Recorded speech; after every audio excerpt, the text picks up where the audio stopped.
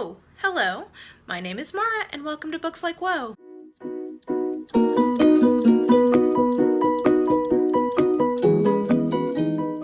We are currently in the middle-ish of the month, and so it's that time again, the What Am I Reading Right Now video for the month of October 2017. And it's been an interesting reading month so far because what I was planning to read is pretty different than what I have been reading, and yeah, let's just get into that. So before the month started, I had been really itching to read some mysteries and like spooky things and thrillers. I mean, like, to me, that's kind of what fall is about. I would say, actually, now that I think about that, I'm much more of a fall reader in a stereotypical way than I am a summer reader. Like, summer reading for me isn't necessarily that much of a thing. It only is in so much as I'm traveling at any point during the summer, which I try to avoid. But for fall, I do kind of go in for the stereotypical fall TBR type thing, which is I like a good mystery. I like, you know, things that are sort of cozy or set in like colder weather.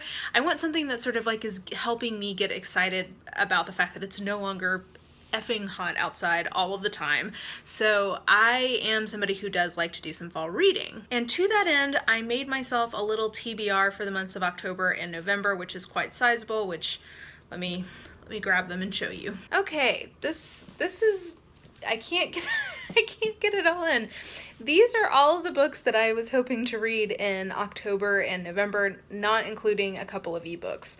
So it's a lot. So the biggest thing that I was planning to read, and in fact have been reading, is the next books in the Naturals series from Jennifer Lynn Barnes. This is, I think I've talked about these previously, but basically this is a series that's essentially YA Criminal Minds, except that there's sort of a, I wouldn't say supernatural, but let's say preternatural or unusual element to the people who are solving crimes in this, and that they are teens who are called the Naturals, which means that they sort of have like some sort of heightened cognitive ability that makes them particularly suited to solving crimes.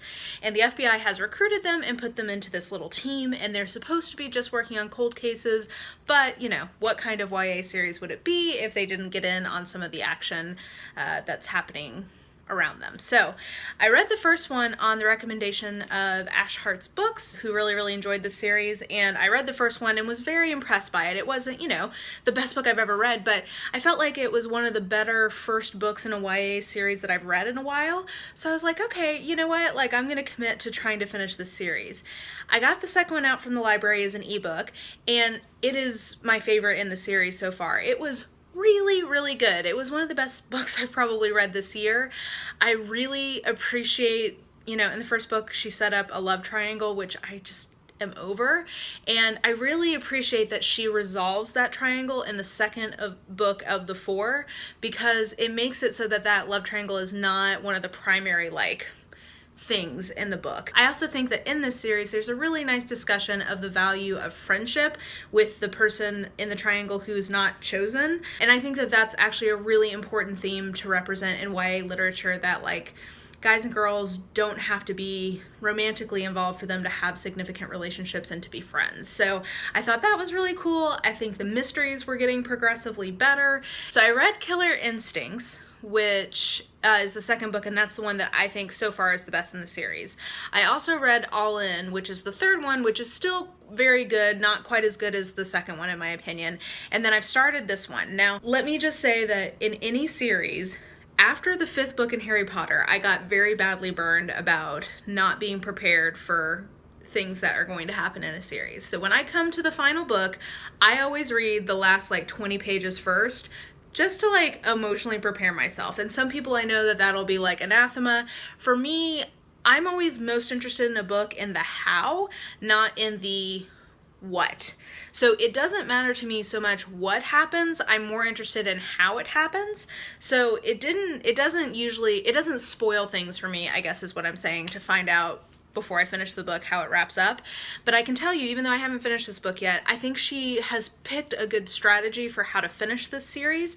Now, it's a little pat, but I salute her, because I think what she did was take what I would have as one of my criticisms for the setup of the book and actually make it how the book resolves. And I'm gonna I think when I finish this, I still don't think I'm gonna like this one quite as much as I liked the second one, but I think that this is gonna be like a 4 out of 5 star read for me on Goodreads.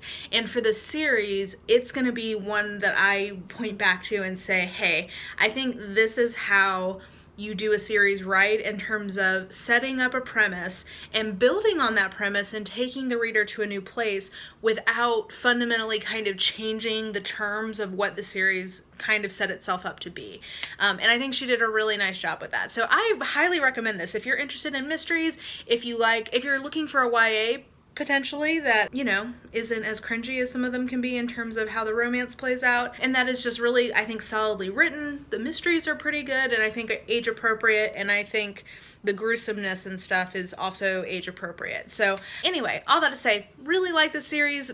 Most kind of entertaining thing I've read so far this month. The other kind of like group of books that I've been reading a lot of is about sugar. So at the beginning of the month, or like maybe right at the end of September, I've been having some like stomach issues, and then like my skin has not been as clear as I want it to be.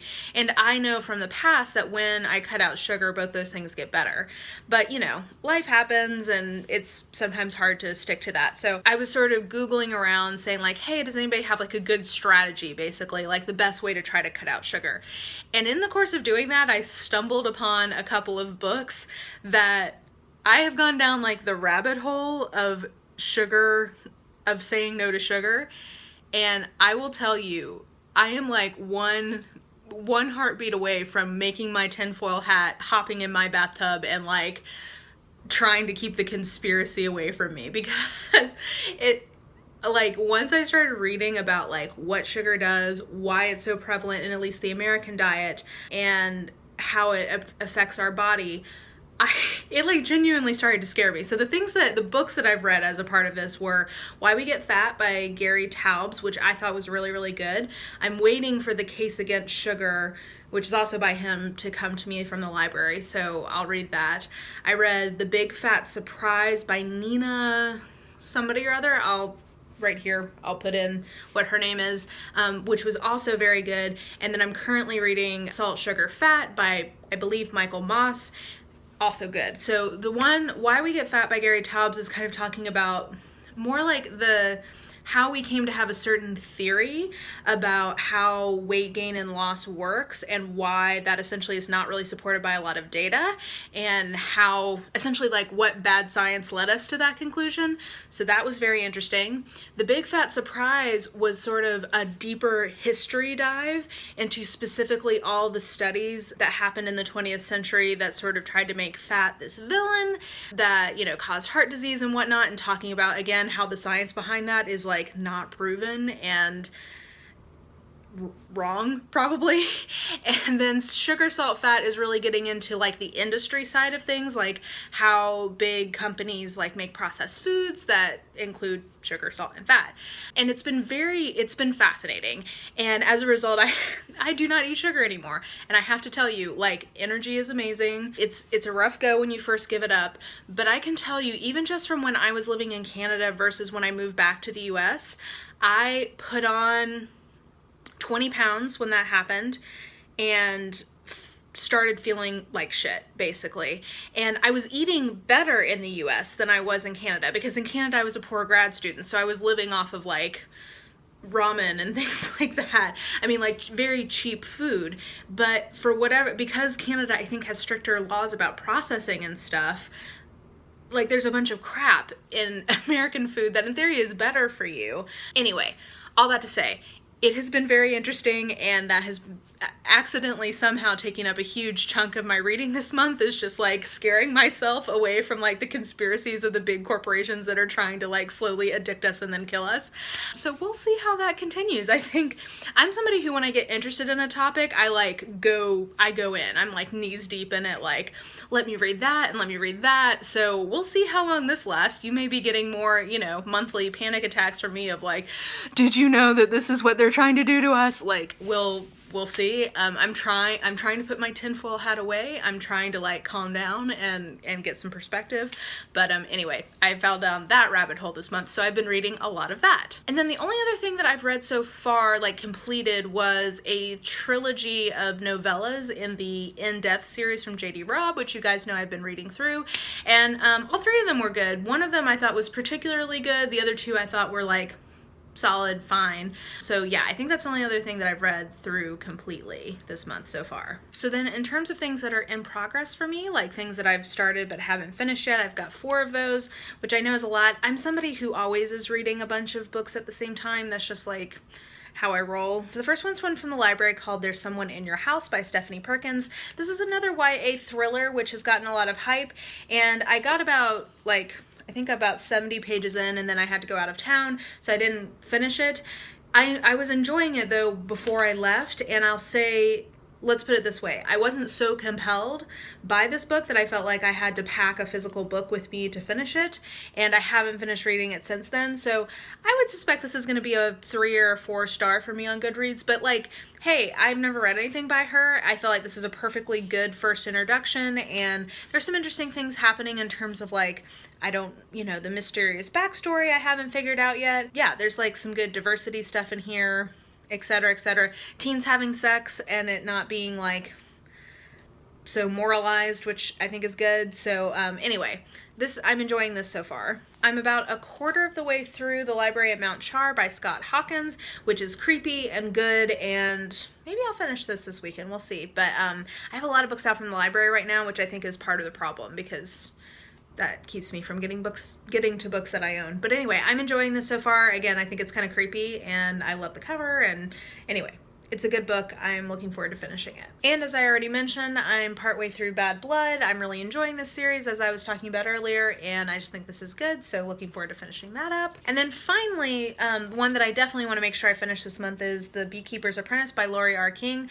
I've only read a chapter of this, but I was interested. Like, I'm interested to keep reading, and I think I've mentioned before that this is maybe the book that has been most recommended to me, like one of the most recommended to me books ever by people who know what I like to read. So this is a sort of like spinoff of the Sherlock Holmes series, but with like a lady detective. And I think from what I've surmised on people's comments, I think eventually they fall in love and get married.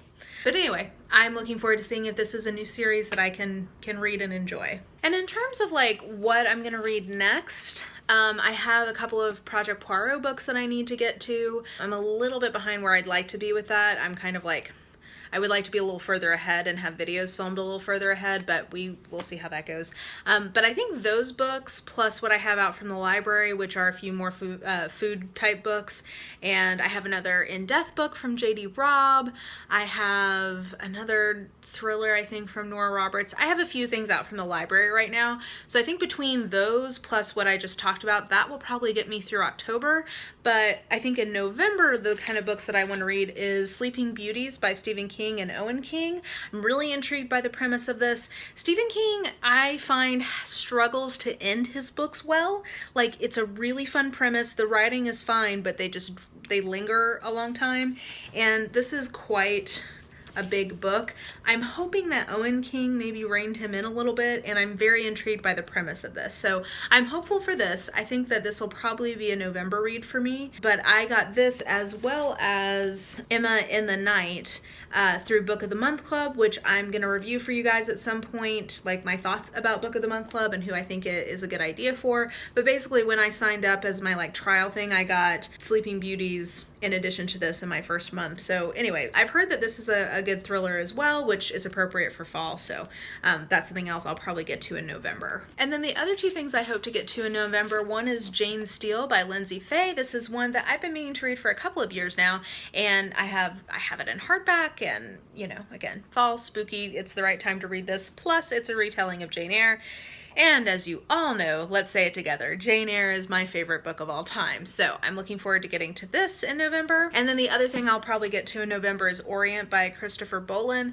I actually don't even remember exactly what the kind of setup for this is, but I know it's a mystery or a thriller. And I actually sort of like going into those a little bit blind. So what I remember is being very intrigued by the description that I read, because I want to say it's sort of like everyone's stranded on an island and someone's killing somebody. I think that might be sort of the setup, but I'm kind of glad that I don't totally remember what the setup for this is, because I think that'll make it a little bit more thrilling. So that is what I am reading right now, have recently read, thinking about reading next, all that good stuff. Like I said, I am down a wormhole a little bit, but I will try to spare you guys from pulling you in with me to my wormhole of fear of sugar. Maybe that's like a phobia, like sugar dextrophobia. I don't know. Who knows? Whatever the Latin is for sugar phobia is probably what it's called. But anyway, besides that, I think that will do it for me. If you enjoyed this video, please like, subscribe, follow me on the social medias if you are so inclined. I have all of that information listed in the description box below, as well as every book that I talked about in this video. And I think that will do it. I hope you guys are having a fantastic day, and I will just talk to you later. Bye!